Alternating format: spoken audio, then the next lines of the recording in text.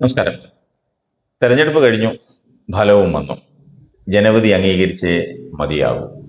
അത് അന്തിമമാണ്. പക്ഷെ ഒന്നിൻ്റെയും ഒരവസാനമല്ല. തോൽവിക്ക് കാരണങ്ങൾ പലതുണ്ടാകാം. അത് ഓരോന്നോരോന്നായി കണ്ടെത്തുകയും തിരുത്തുകയും വേണം.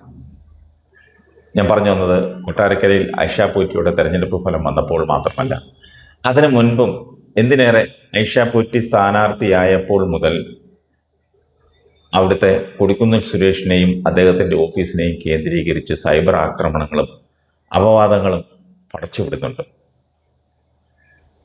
കഴിഞ്ഞ കുറേ വർഷങ്ങളായി പാർട്ടിക്കകത്തു നിന്നും പുറത്തു നിന്നും വേട്ടയാടുന്നവരോട് ഒന്നേ പറയുവാനുള്ളൂ. കർത്താവായ യേശു ക്രിസ്തു പറഞ്ഞതുപോലെ, നിങ്ങളിൽ പാപമില്ലാത്തവർ കല്ലെറിയട്ടെ.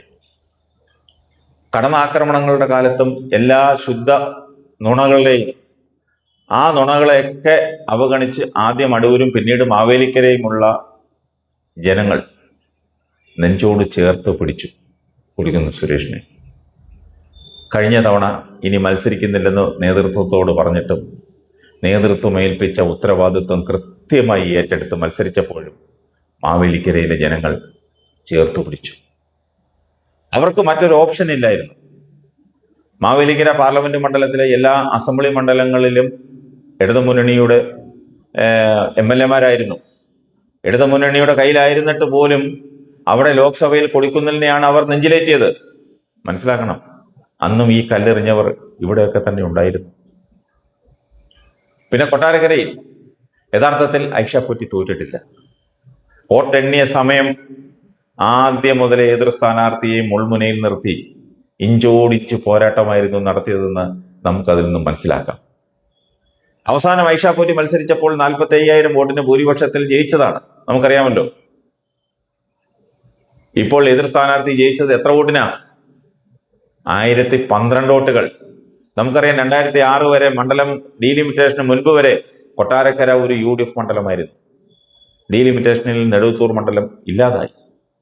നെടുവത്തൂരിലുണ്ടായിരുന്ന കറതീർന്ന എഴുകോൺ, കരിപ്ര, നെടുവത്തൂർ, വെളിയം പഞ്ചായത്തുകൾ CPM-ന്റെ കോട്ടയായ, ഇടതുപക്ഷത്തിന്റെ കോട്ടയായ ഈ പഞ്ചായത്തുകൾ കൂട്ടിച്ചേർത്തിട്ട് കൊട്ടാരക്കരയിൽ ഉണ്ടായിരുന്ന വെട്ടിക്കവലയും മേലിലെയും പത്തനാപുരം മണ്ഡലത്തിലേക്ക് ചേർത്തു.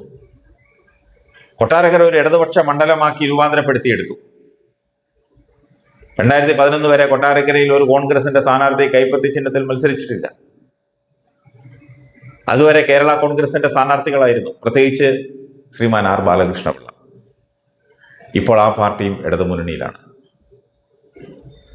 കഴിഞ്ഞ തവണ ഇടതുമുന്നണി സ്ഥാനാർത്ഥിക്ക് കിട്ടിയ 10,000-ൽ പരം ഭൂരിപക്ഷത്തിൽ, ആ ഭൂരിപക്ഷത്തിൽ നിന്നാണ് ഇപ്പോൾ 1012-ലേക്ക് കൂപ്പുകുത്തിയത്.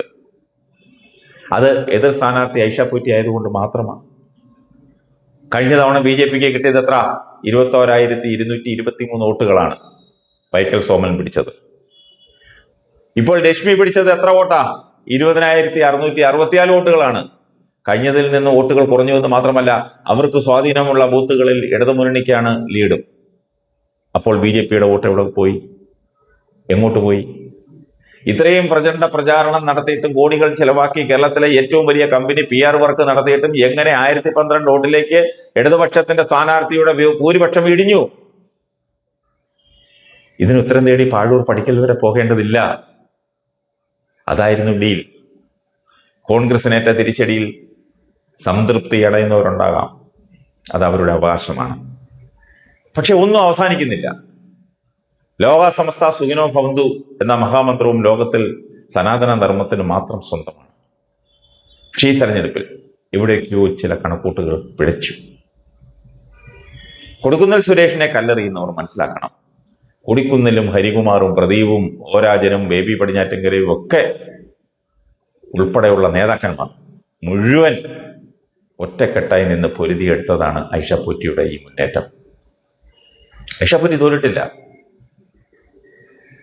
ചിട്ടയായ പ്രവർത്തനം കാഴ്ചവെച്ചു.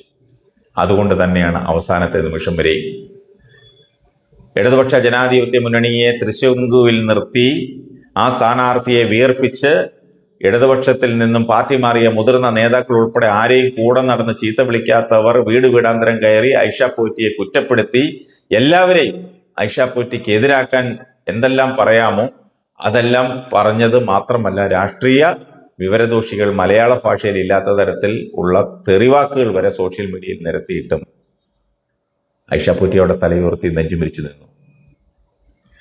എന്നിട്ട് നിസാര വോട്ടിനല്ലേ ഇടതുപക്ഷ ജനാധിപത്യ മുന്നണിയുടെ കരുത്തനായ സ്ഥാനാർത്ഥി ജയിച്ചത്?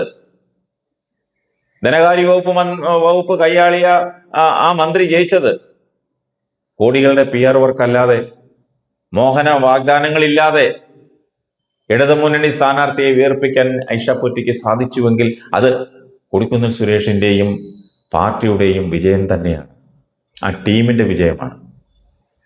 കൊടിക്കുന്നിൽ സുരേഷ് 100% ആത്മാർത്ഥതയോടുകൂടി തന്നെയാണ് ഐഷ പൂറ്റിക്ക് വേണ്ടി തന്റെ മുഴുവൻ സമയവും കൂടാതെ ആളും അർത്ഥവും ഒരുക്കി പാർട്ടി സംവിധാനങ്ങളെ ചടുലതയോടെ ചിട്ടയായി പ്രവർത്തനങ്ങൾ ഏകോപിപ്പിച്ചത്.